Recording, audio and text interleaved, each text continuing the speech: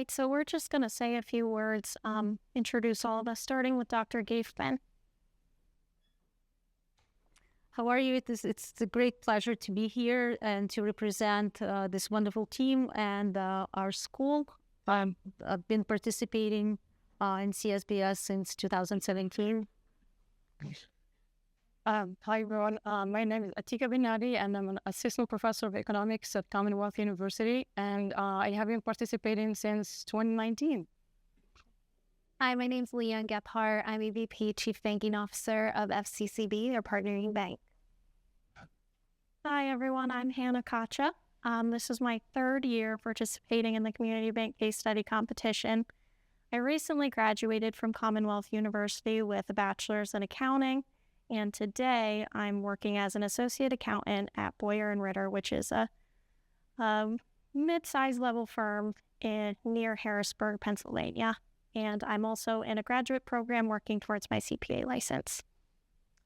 And my name is Eric Shaw. This is my first year participating in this competition, and I'm also a recent graduate, bachelor's in finance, minor in accounting, and I currently work as an associate operations officer at Sageworth, which is a small trust company out of Lancaster, Pennsylvania.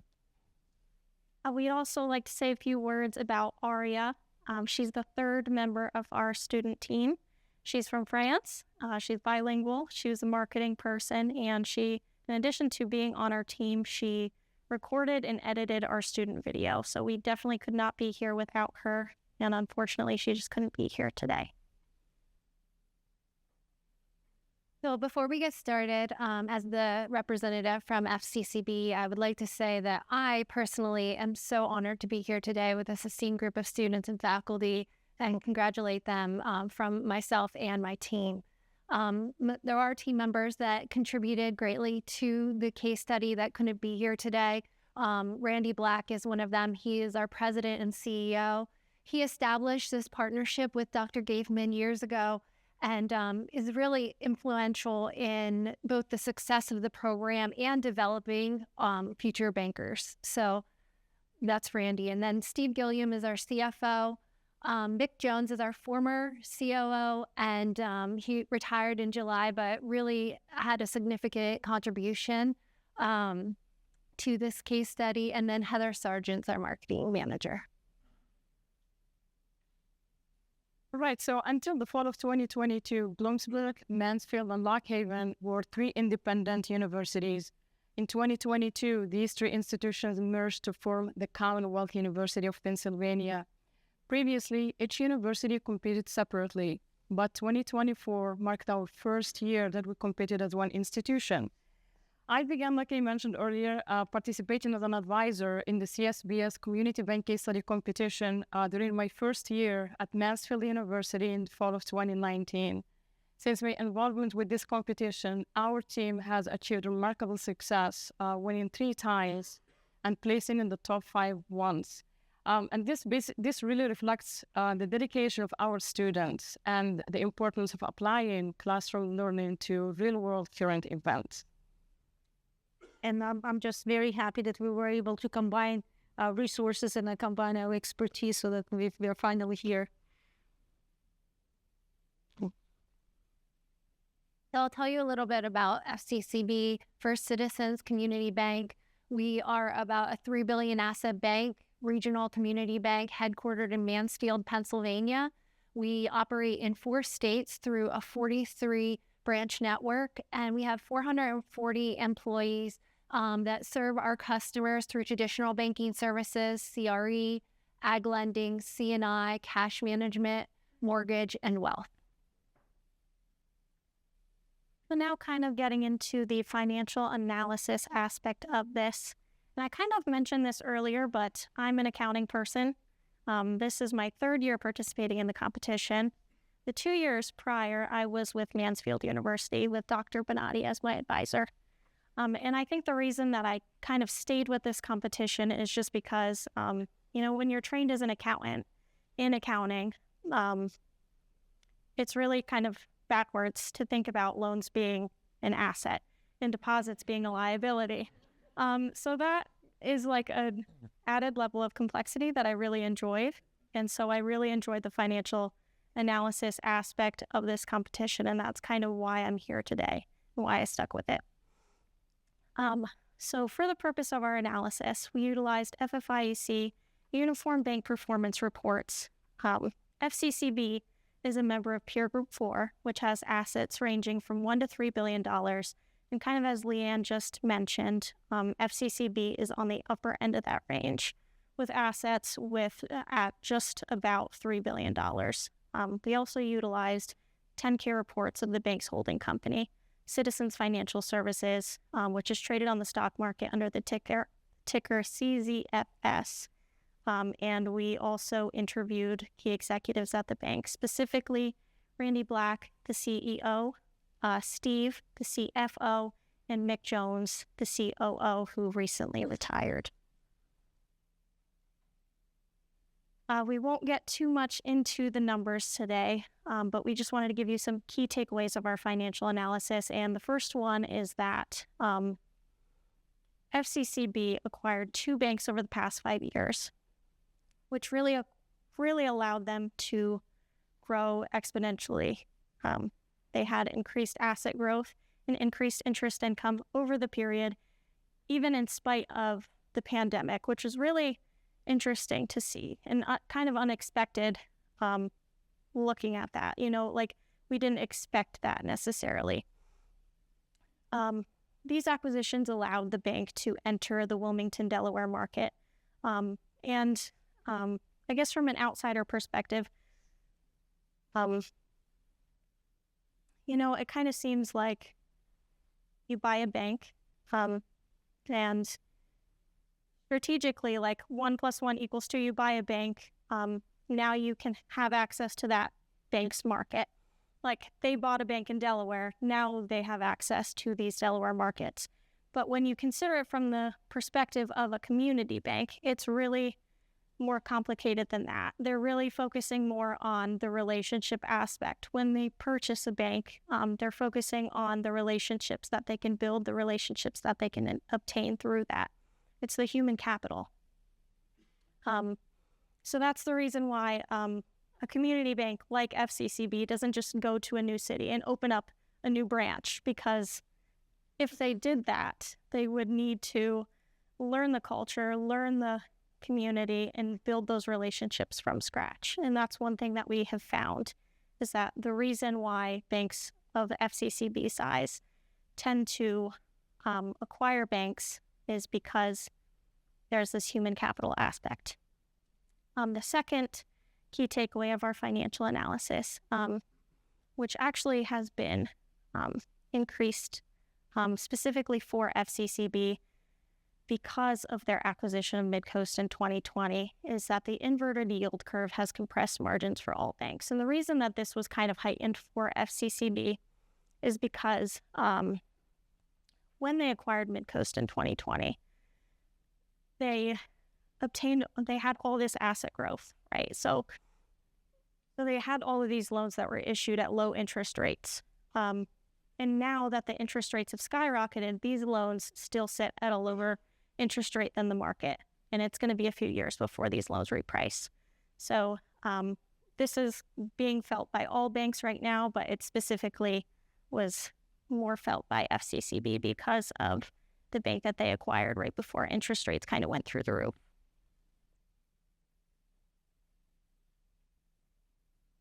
Sticks to find the banks that closed in 2023. We all know about Silicon Valley Bank, Signature Bank, First Republic Bank. SVB was a large California institution that basically decided that they were going to restructure their investment portfolio and take $1.9 billion of losses. And they thought they had capital lined up around 225. And once the market got wind of that, depositors started to flee. They had a large uninsured deposit base. So I guess that's the first time, in the industry that it was brought to forelight the percentage of insured deposits with uninsured deposits. Following the bank closures, has FCCB made any changes to its liquidity planning or utilized the Bank Term Funding Program? From a liquidity standpoint, it would become more of a regulatory focus, as well as making sure that we had liquidity available. So one of the first things that we did is when the Federal Reserve set up the Bank Term Funding Program. We did pledge securities there, not with the intention of using it, but just as if there to show that we had that liquidity capacity. We wanted to understand how the market would see the usage of that program. One of the reasons that bank used it is it was a cheaper funding source. What regulatory changes does your bank expect coming out of the 2023 bank closures? I think you're going to see a significant increase in the emphasis on capital planning, liquidity planning, earnings management. They're going to want to know that you have the infrastructure in place to be able to manage through these times. What measures does FCCB take to mitigate potential risks associated with social media usage? So there's obviously a reputational risk with social media because you can't control what persons are going to do online. So part of the way that we mitigate that is by making sure that we're monitoring the comments that we get, actively responding to them, researching any customer issues. As far as regulatory compliance, we do have a compliance department. We run all of our advertising through that compliance department. The marketing team is also trained in bank compliance, and our advertising agency is familiar with our compliance limitations as well. Following the bank closures of 2023, what role does social media play in FCCB's communication strategy? So when you take the SVB collapse, and if you look at just the social media part and put that under the microscope, one thing that banks have definitely learned, one thing that we've always felt was very important, was that we're responsive to our customers and you're prepared for an emergency when it does happen. So we have a very robust disaster recovery committee that does involve all members of the bank.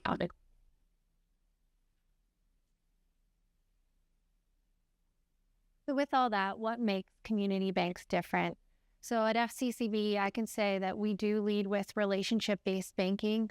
Whether we're talking about a customer deal, whether we're talking about our strategic plan, or even our digital strategy, relationships come first.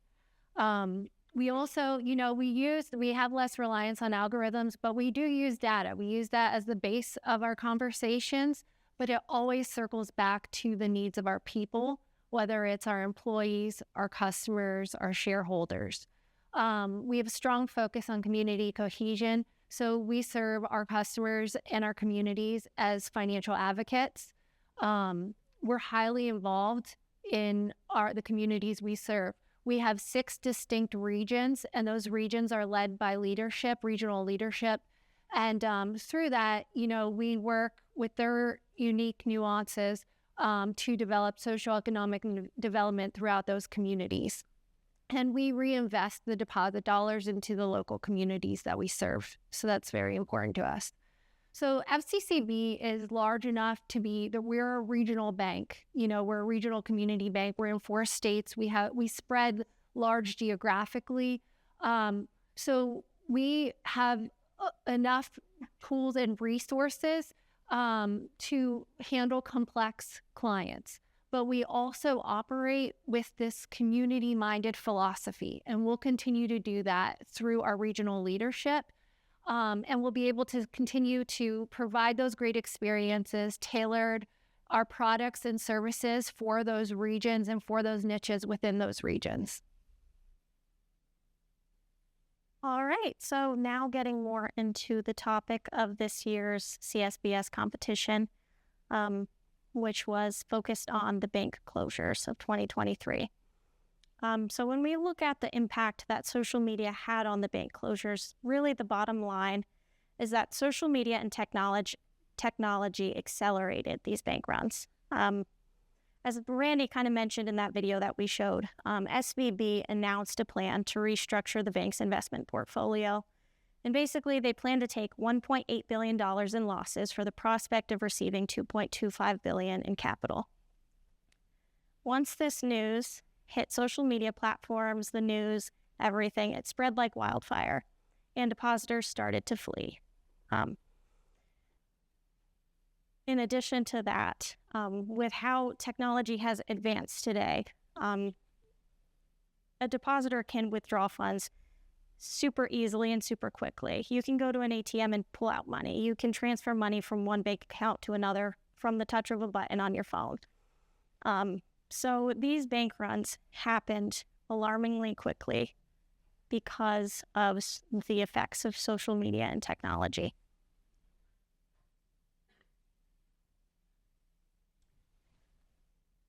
ultimately, these three banks failed because they had insufficient liquidity to keep up with the consumer withdrawals that were happening so quickly within just the span of a few days.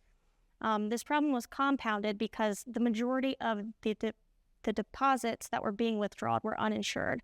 So there was this issue of who's going to pay these people. You know, the FDIC only insures up to $250,000 per account. So when you consider this, the difference between a bank like SVB, Signature, or First Republic compared to a community bank like FCCB, FCCB only has 22% uninsured deposits compared to insured, while a bank like SVB at the time of failure had 90% uninsured deposits. So the reason that community banks are different is because even if theoretically a community bank were to fail, there wouldn't be that problem of who's going to pay them because they don't have as many uninsured deposits. They're smaller. Additionally,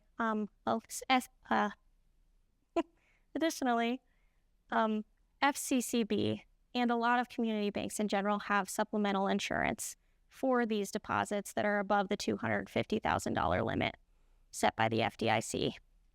And we found that deposits at community banks are closely tied to customer relationships. So even if something were to happen where something bad in the economy happens, some kind of earnings report goes bad, something hits the news that scares depositors, it's not going to have as much of a bad impact as it would for a large bank that doesn't have those strong relationships with their depositors and their communities. Now I will pass it to Eric. Thank you. So we saw what happened. Now let's talk about FCCB's response to it. And quite frankly, FCCB wasn't as affected by what happened last year for several reasons, some of which we already talked about. First, less uninsured deposits, less flight risk, less problems. Second, FCCB focuses more on a relationship business model, which I'd like to take a moment to highlight this because I know we talked about this earlier with a lot more detail and a lot more numbers than I could possibly get into here. But I would like to talk about the human aspect of this a bit because the way community banks form relationships with their depositors is not that different from the way people form relationships with each other, probably because you are forming a relationship with the people. As I said, you're forming relationships with the bankers at the bank, not the bank itself. And with these relationships comes loyalty. And I think that loyalty is a strong factor in keeping customers at your institution, even during times of stress. FCCB also has a very conservative investment strategy. It's not a lot of risk in their portfolio. About 73% of it is U.S. agencies and municipal bonds. Most of the rest is in mortgage backs. Only about 3% is in relatively riskier corporate obligations. And when we asked CEO Randy Black about this, he said, and I quote, "We're not trying to chase yield. We're not an investment bank. We're a community bank." And I keep quoting this line from him because I think it sums the whole thing up really well. You know, FCCB isn't after profit margins. They're trying to serve their customers first and foremost. And chasing the biggest returns in the deepest pockets is rarely the best way to do that.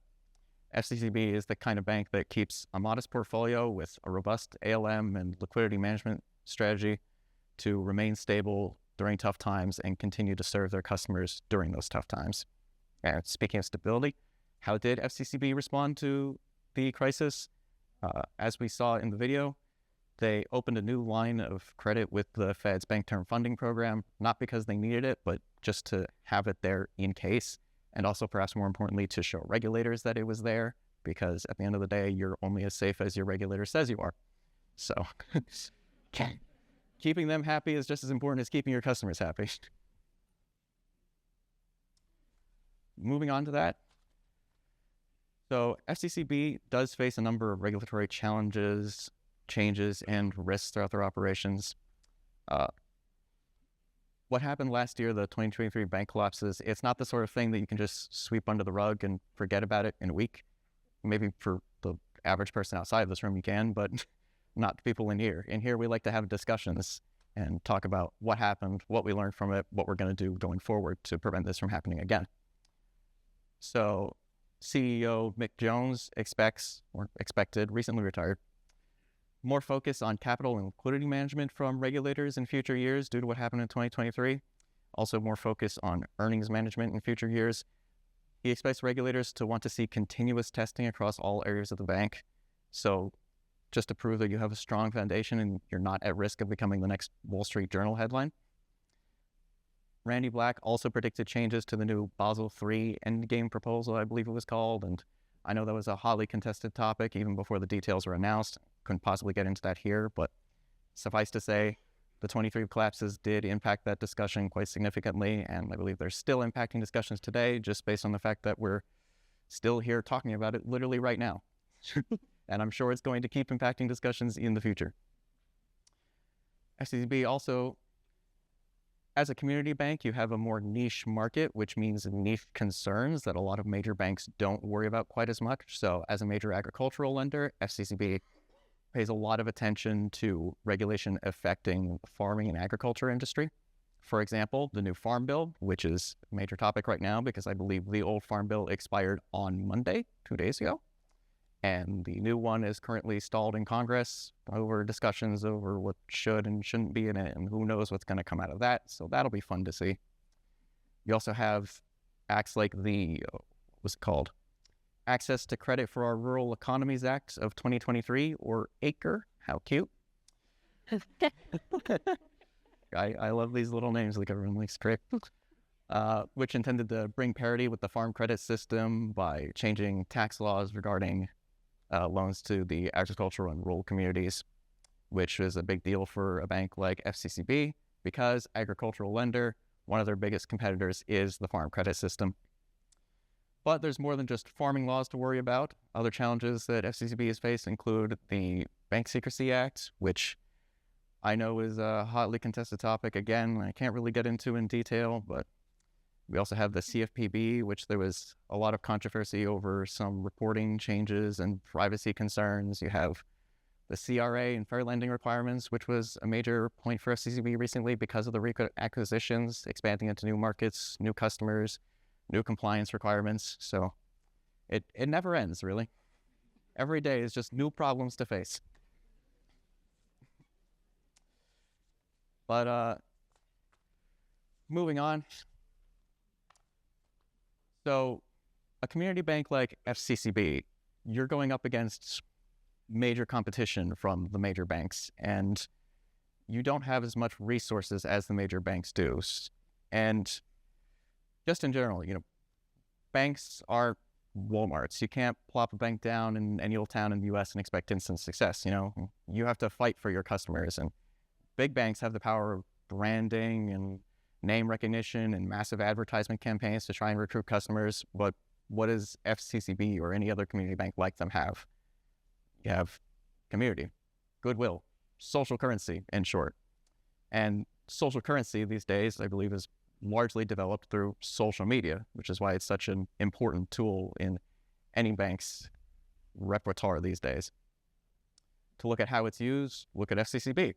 FCCB likes to use Facebook and similar social media platforms partly for advertising and marketing, like, literally every other company in the United States these days, but mostly as a communications platform to interact with their customers and build stronger relationships with them.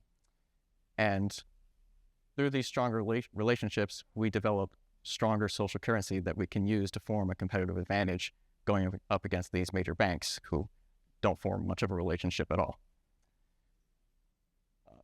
Furthermore, social media is a double-edged sword. It's not all positive, as we saw with SVB, where some rumors on the platform formerly known as Twitter turned into a social media wildfire overnight, which took down a major bank in a matter of hours, it seemed.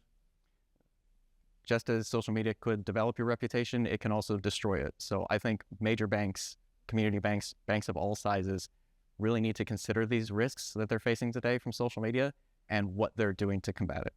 We saw in the video, it was already discussed what FCCB is doing. FCCB has continuous monitoring and responding of comments on social media, basically just making sure that any problems that arise, we deal with them and ideally We try to deal with problems before they arise so that we can continue to maintain stability and build stronger relationships. And I'm running out of time, so let's get on to the next slide.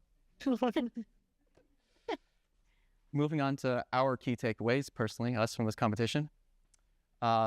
So me personally, I think one of the biggest things I learned was just how unique community banks are. I came into this competition with the same mindset that I think pretty much 99.9% of the nation has. A bank is a bank is a bank is a bank, but there's no real difference from one to another other than perhaps the 0.01% interest rate you're getting on your deposits. But through this competition, I learned that there really is a difference from one bank to another. Community banks really do spend a lot more time focused on their relationships. They have a much different philosophy. They have different values, which brings me to my second point, the importance of values, because I think values are really what contributes to these differences. I think this is what makes a community bank. You know, without that mindset of prioritizing customers, prioritizing your community, trying to give back to them, I think you're just a big bank but smaller, if that makes sense. You know, a community bank is about the community, and without those values, you're not a community bank. Me personally. Kind of piggybacking on what Eric said, we just want to reiterate the relationship-based focus of community banks. You know, if you're not a community banker, or you've never really worked with one before, the relationships, it kind of just sounds like another value. And it doesn't really feel like real. But when you work with these people, you realize that it really is something that they walk, they walk the walk. They don't just talk the talk. They mean it when they say that they focus on relationships. It's every strategic decision. It's every person they encounter in their day-to-day. They are focused on relationships. And I just want to highlight Leanne here, that's here today with us. When we found out that we won, when we found out that we were going to have to give this presentation, she said, give me the slide deck template that CSBS gave you, and give me your school logo, and I'm going to send it to our marketing team and create a template that includes all of our logos. And that is what they did for us. And that's just something that's like just one small example of a way that they went above and beyond, and they did that again and again and again throughout this entire competition and throughout this whole process. And I kind of mentioned this earlier, but this is my third year in the competition. The 2 years before that, I was working with Mansfield before the integration of 3 schools. And during those 2 years, I was working with a different bank. So I got to see this relationship-based focus kind of in different community banks and in different lights. So I just wanted to emphasize that. And the final takeaway is that following the bank closures, there is this increased emphasis on liquidity management by regulators due to the very reason why these banks failed. It was because they had insufficient liquidity to keep up with these rapid consumer withdrawals. So this is like really a big deal right now. And finally, following the bank closures, it's really important for community banks to be managing their reputational risk.